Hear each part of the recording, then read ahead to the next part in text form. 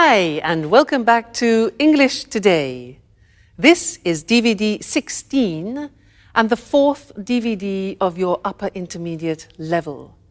And in this DVD, we'll begin with another 2 episodes of our story, That's Life, followed by our special TV programs where our music expert will be talking about the world's most expensive violin. And then our weather expert will be looking at the possibility of a new ice age in England. Then in the grammar section, we'll learn how to use the third conditional form in English, which is not easy. And then we'll be looking at how to make sentences using the verb wish to express a regret. So enjoy yourselves.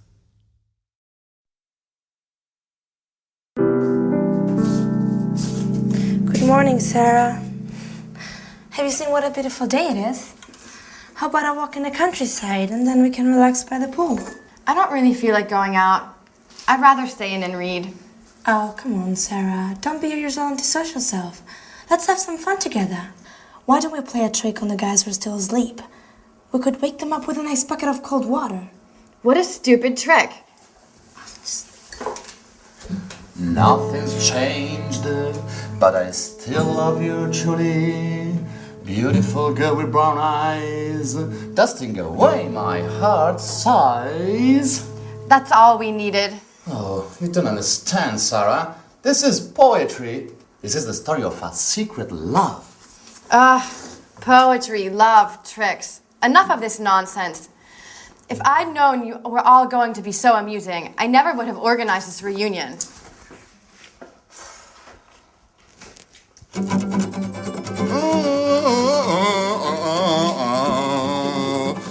Beautiful girl with brown eyes, dusting away my heart aside. Oh no, Paolo! Look what a mess you've made. And by the way, you didn't clean the kitchen last night, did you? Come on, Michelle, give me a hand. No, I'm sorry. I can't touch that awful stuff. When are you going to get the message? I never touch that awful stuff.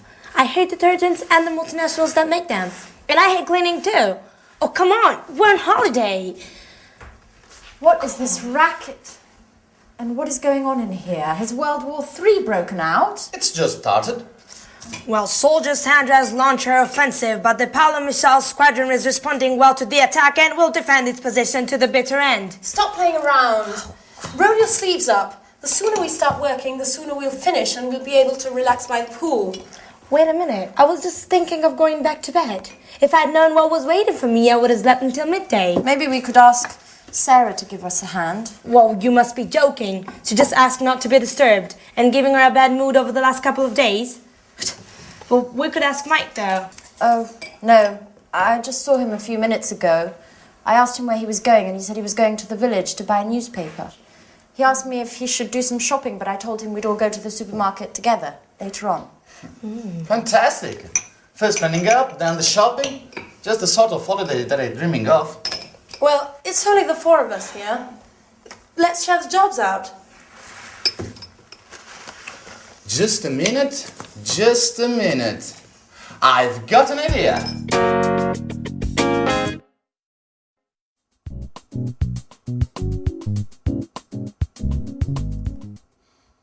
How about you and Anne having a cleaning competition timed in here? You clear one part and you the other. Yes, and I can keep the time. And Paolo provides some beautiful background music. At the end, we'll see who's been the fastest. And, of course, which part of the kitchen shines the most. I think it's a great idea. You and Anne are always arguing about who's the best at doing things. Oh, this could be the right moment to show off your domestic skills. And the winner will be crowned Queen of Housewives. What do you think? Well, it's an unusual idea. It's very original, but I'm not sure. Oh, come on, Anne. Why not? It'd be interesting. Okay, you've convinced me. Shall we start? Great! So, Sandra, you clean the sink, the cooker, and this part of the floor. Oh, and you've got the oven, the table, and this other part of the floor. Okay. Okay? Ready, get set, go! Sponge in hand. Sandra has cleaned the taps while Anne is intently sweeping the floor. Now Sandra is spraying detergent onto the cooking rings and starting on the table.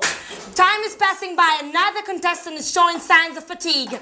The race is open and nothing is separating the two cleaners. Those college days were so long ago. You were so clever, so beautiful too.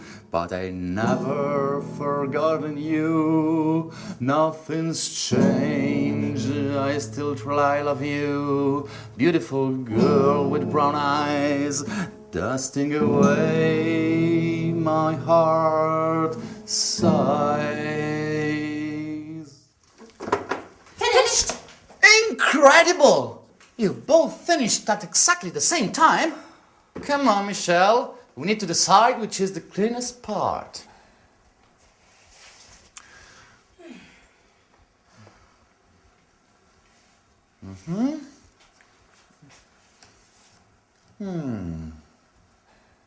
So, Who's won? Well, after considerable discussion, the jury declares that the winner is... come on, don't keep us in the dark. Who's won? Oh, you've both won. It's a dead heat. You've finished together and both parts of the kitchen are perfectly clean. Okay, well, maybe it's better this way, Sandra. At least there'll be no arguing about who's better at cleaning. Yeah, you're right. Let's forget our rivalries, at least for today. Come on, let's shake on it. Okay. We're both champion cleaners.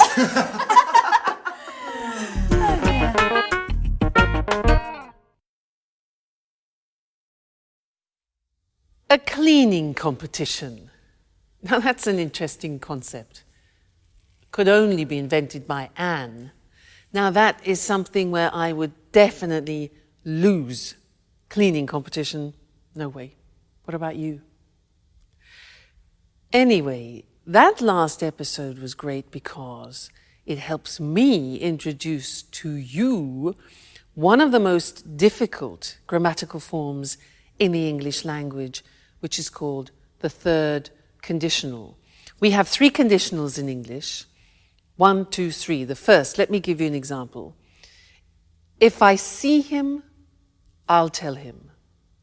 That's number 1. If I saw him, I would tell him. That's number 2. Number 3 is what we're going to look at now. If I had seen him, I would have told him. Sounds terrible, doesn't it? Too much grammar. But last lesson was useful because we learned the first part of the third conditional, which is the past perfect. They used it in the episode. It was Sarah. She said, if I had known you were all going to be so amusing, I would never have organized this reunion. Now that's a good example, and it's difficult. We often use the third conditional when we talk about a regret. Let me give you an example. I saw a beautiful house. It was quite expensive, but I liked it. I needed time to think about it. And I didn't buy it immediately. And then somebody else bought it. So I think, oh, if I had bought that house, I would have been so happy. So that's expressing a regret.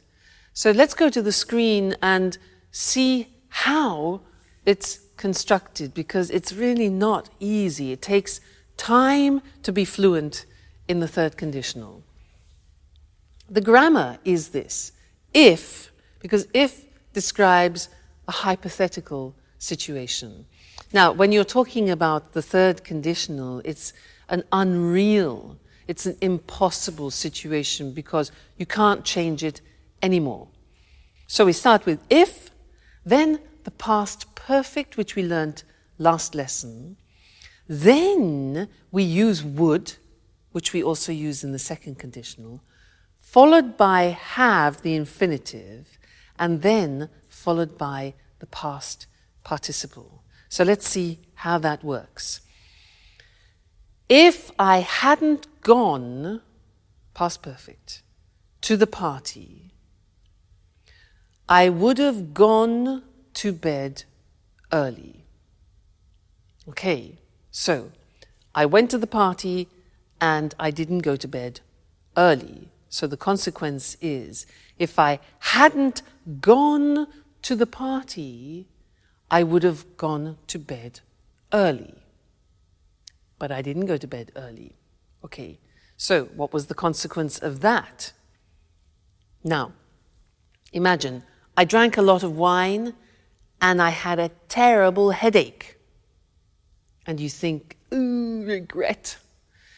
If I hadn't drunk, past perfect negative, if I hadn't drunk so much wine, I wouldn't have had such a bad headache yesterday. Now that's difficult. Look at that. Wouldn't have, negative, wouldn't have, plus the past participle of the verb have. So I wouldn't have had. Now this is not easy. It will take time for you to use fluently. You have to keep practicing it. Practice it in the toilet, in the bath, when you're walking down the street. Okay. Another example. Now, I didn't set the alarm, so I woke up late.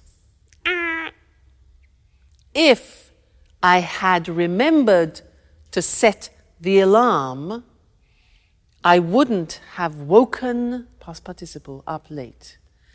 If I had remembered to set the alarm, I wouldn't have woken up late. Seems difficult, doesn't it? Takes practice. Another example. I missed the bus.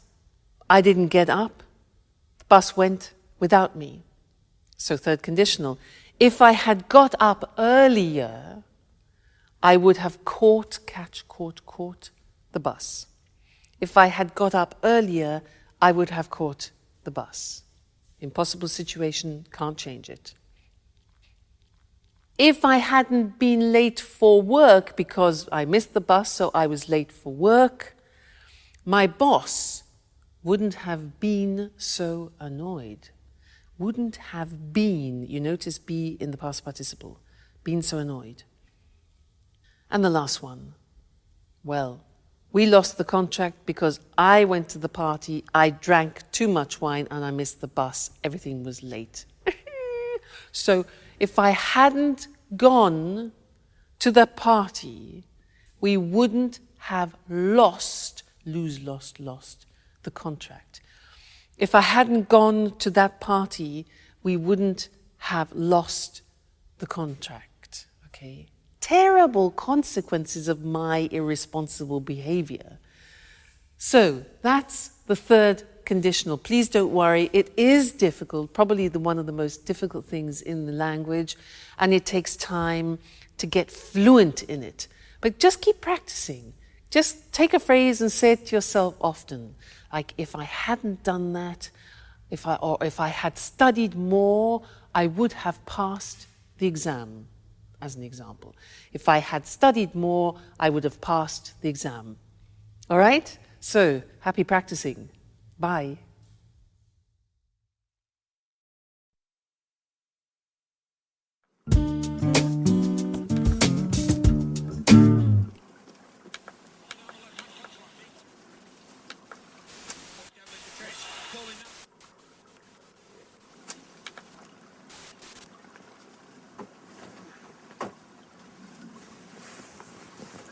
Hi, Sarah. Do you have a minute? I'd like to talk. Sure. Well, I'd like to apologize for the other evening.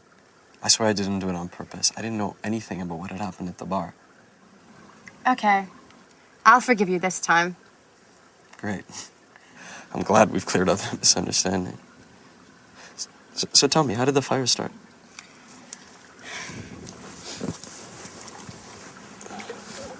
I don't really know. The lighting system had been checked 2 days earlier by the electrician. And the sprinkler system was working fine too. It had just been installed, but it didn't work. How's that possible? I don't really know. Someone must have thrown a cigarette on the curtains, which caught fire straight away. The whole pub burned down in a few hours. The fire brigade couldn't save the place. It all went up in flames. I wish I'd been more careful. I wished I'd checked everything more carefully. But it's not your fault, Sarah. How could you have prevented the fire? Come on, you've got to pull yourself out of this. You can't spend your whole life thinking about your problems. You used to be such a fun person. Life changes us, Mike. We've all changed since our university days. Sure. But I'd like to help you find your old enthusiasm again. Tell me, how can I possibly help? Well, I'm not sure. You're embarrassing me. You shouldn't feel embarrassed, not with me. We've always trusted each other, no? What time is it? 4:15. Oh no, the match, it's already started. You know, Mike, we were talking just then. Yeah, I know. We'll continue our conversation later. I've really got to watch the game now. It's a great match, Chelsea against Manchester United. You know that doesn't interest me in the slightest. You haven't changed, Mike. All you think about is football. Football's the only important thing in your life. You're exaggerating now, Sarah. And you don't understand anything. All you care about is football. Maybe if I wore a Manchester United shirt, you'd pay me more attention. What did you say?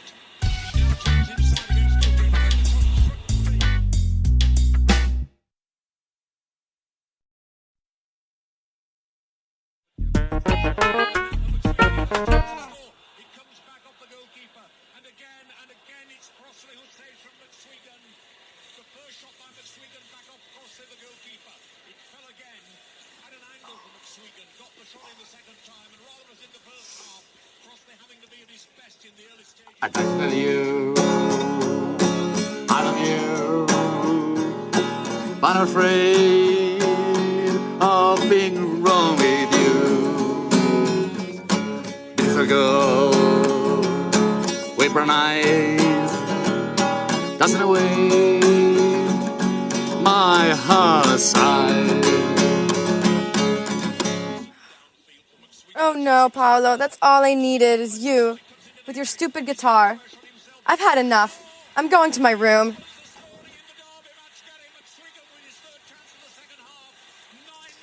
What's wrong with her? I don't think my song's that bad. What do you think, Mike? I'd like to tell you, I love you. Paolo, can I watch the game in peace and quiet?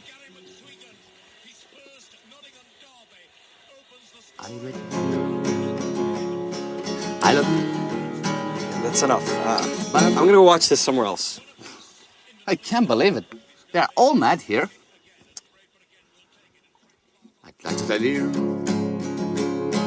I love you, but I'm afraid of being wrong. Beautiful girl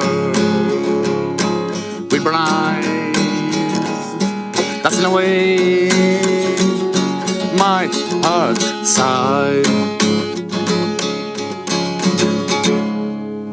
Oh, man. At last someone who appreciates my talent. I knew you were an expert in music. That song, Paolo, what does it mean? Oh, I wrote it. Thanks to Mike that gave me the inspiration. You like it? Oh, no. Mike? Yeah? That's not possible. I don't believe it. Unbelievable! They are all mad in this house.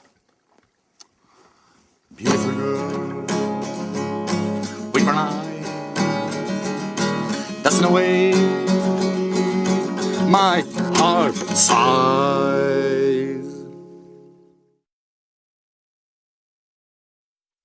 Hello again and welcome back for some more English language.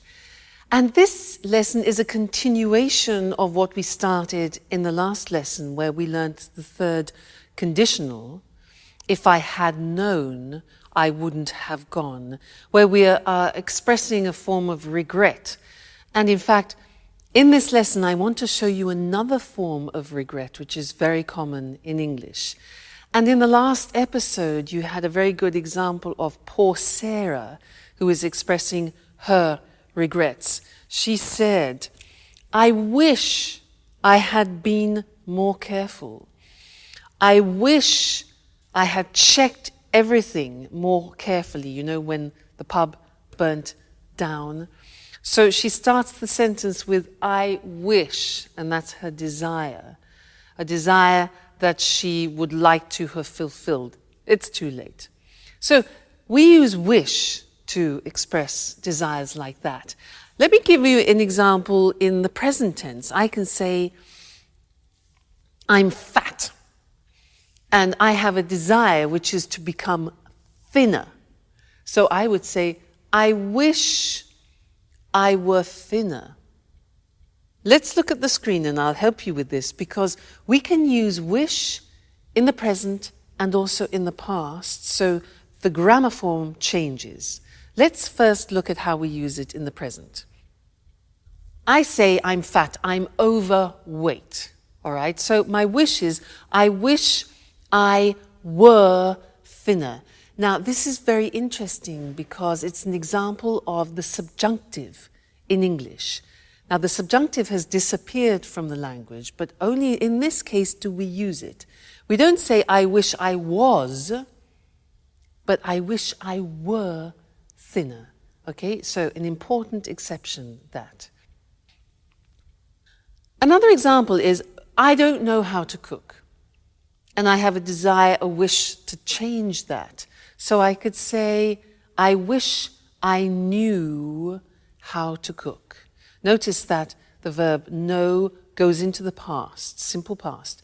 I wish I knew how to cook. She can't speak another language. So the girl can't speak another language. She has a desire. She says she wishes she could speak another language. So we're in the present. She wishes, I wish, you wish, he wishes. She could in the simple past. All right? She wishes she could. So that is a present desire that you have. If, in the case of Sarah, your desire is in the past, which often becomes then a regret, the grammatical form changes. Have a look. I didn't buy that car. Now imagine you see a car, it's a bit like my house. You see a car and you don't buy it, and then you regret it. You think, I wish, in the present, I had bought. Now you remember the past perfect. We looked at it in the 2 previous lessons. Here it is again. I wish I had bought. We contract it and it becomes I'd. Okay? Now be careful, because I'd, when it's contracted in English, could be I would or I had. Now, would never be followed by the past participle. So you can tell if it's had because the past participle follows.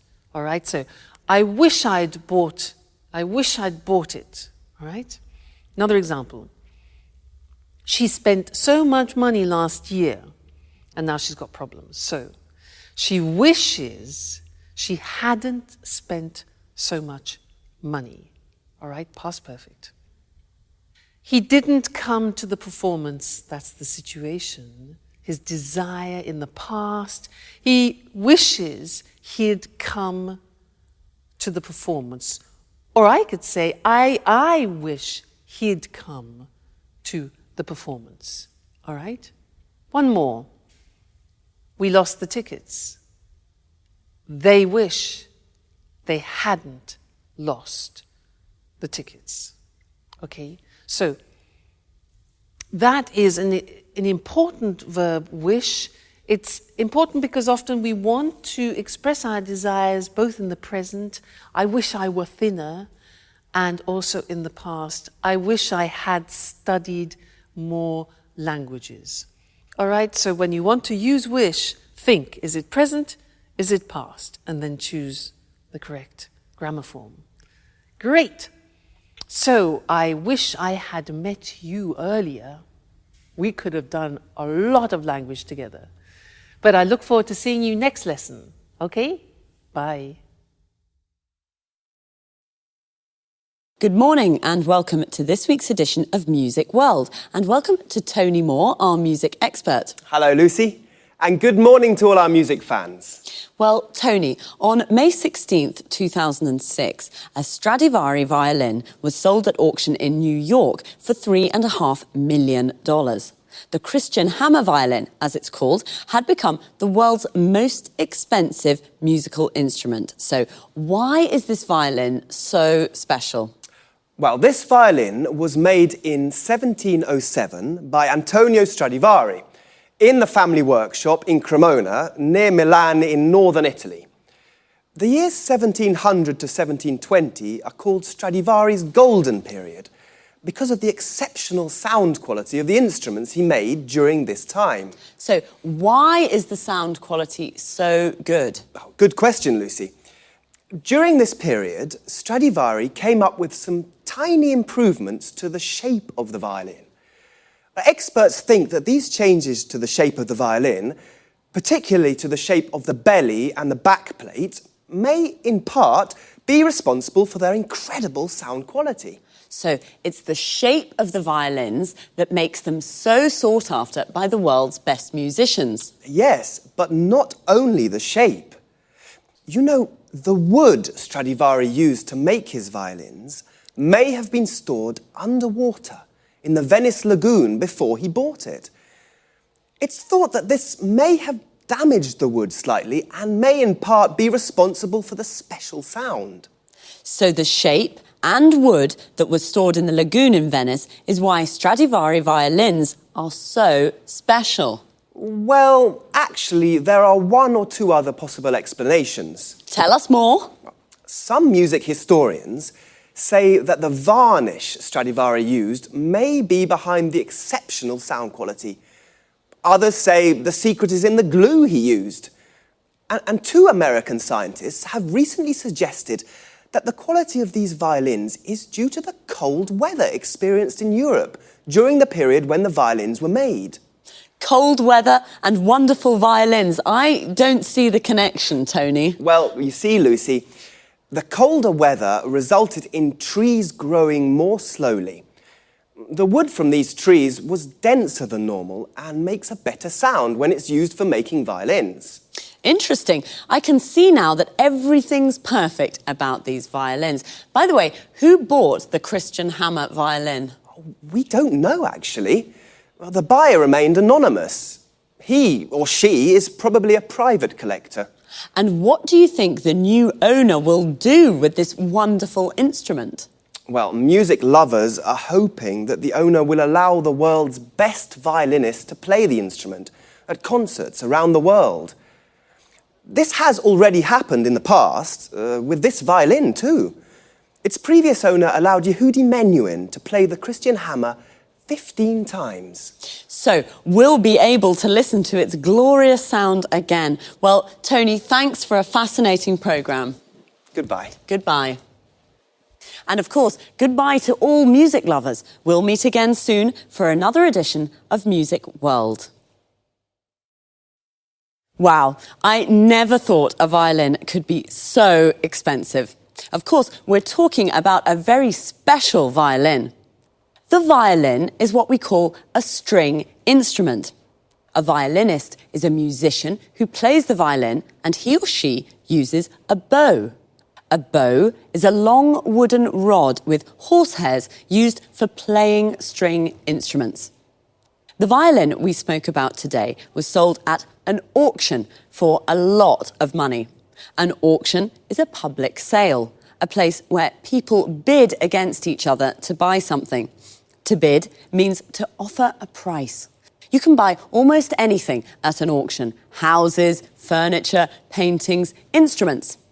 The buyer of this Stradivari violin remained anonymous. To remain anonymous means to keep your identity secret. The owner of the Stradivari is probably a private collector.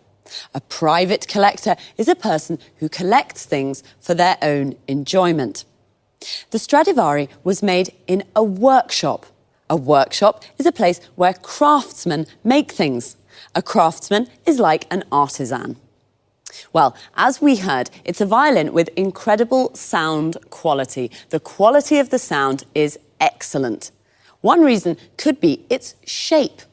The shape of something is its physical form.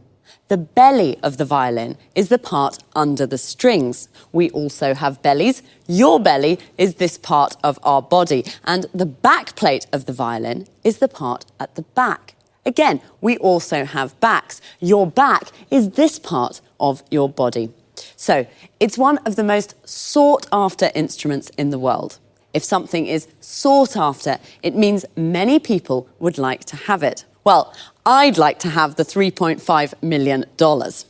That's all we have time for this week. Take care, and I'll see you again soon. Good morning. Welcome to this week's edition of Climate Change. In the studio with me is our expert, Susan Furley. Hello, Eric, and good morning, everyone. Well, Susan, let's talk about the weather in Scotland today.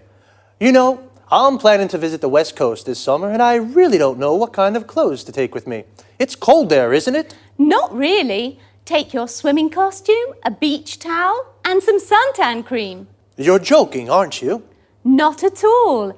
The west coast of Scotland has beautiful islands and lochs and gardens full of tropical plants. Really? Yes, they're full of tropical plants.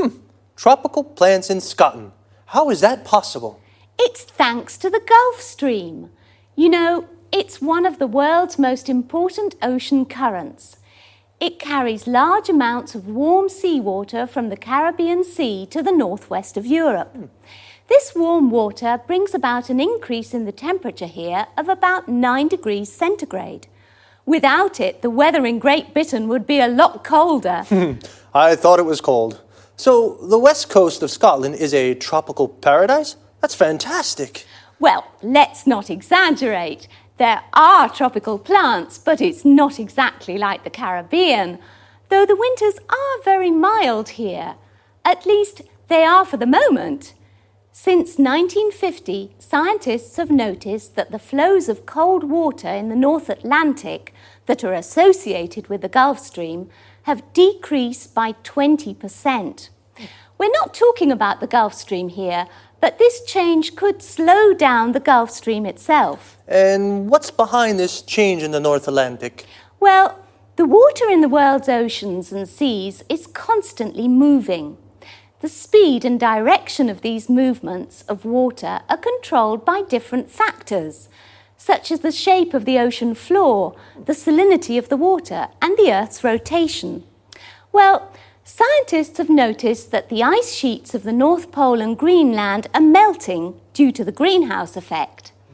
This is reducing the salinity of the water in the North Atlantic and is reducing the flows of cold water that help the Gulf Stream bring warm water to Western Europe. So, are you saying that the seawater and the temperature in Great Britain could become colder? Yes.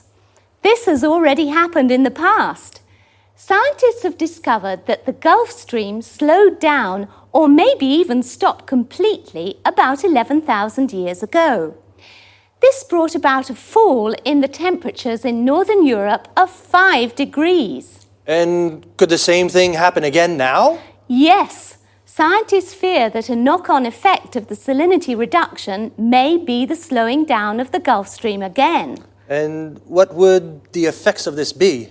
The worst predictions suggest there could be a new ice age in Great Britain. Wow, that sounds frightening. Well, perhaps Great Britain will become a new center for the winter sports. Perhaps the Winter Olympic Games will take place in Scotland. We'll have to wait and see. Thanks to Susan Furley. Goodbye, Eric. Goodbye, Susan. And goodbye, everyone. Well, apparently I should take my swimming costume and beach towel and some suntan cream to Scotland. A swimming costume is what we wear to go swimming. A towel is what we use to dry ourselves. And a beach towel is a big towel for the beach. Suntan cream, sometimes called suntan lotion, is the cream we use to protect ourselves from the sun. I thought Scotland was a cold country, but actually the winters are even very mild. Mild means not very cold. Susan explained that this is thanks to the Gulf Stream, which is an important ocean current. An ocean current is a movement of seawater. Seawater is a compound noun that means the water of the sea. The Gulf Stream brings warm seawater from the Caribbean, and this brings about an increase in temperature. To bring about is a phrasal verb. It means to make something happen. But the flows of cold water have decreased. When water moves, we say it flows. So a flow of cold water is the movement of cold water. The Gulf Stream could slow down. To slow down means to become slower. What is behind these changes? This means, what is the reason for these changes? Well, the ice sheets in the North Pole are melting. An ice sheet is a layer of ice, also a compound noun. When ice melts, it becomes water. This is a reducing the salinity of the water. The salinity is the amount of salt it contains. It is also reducing the flows of cold water that helps the Gulf Stream bring warm water to Europe.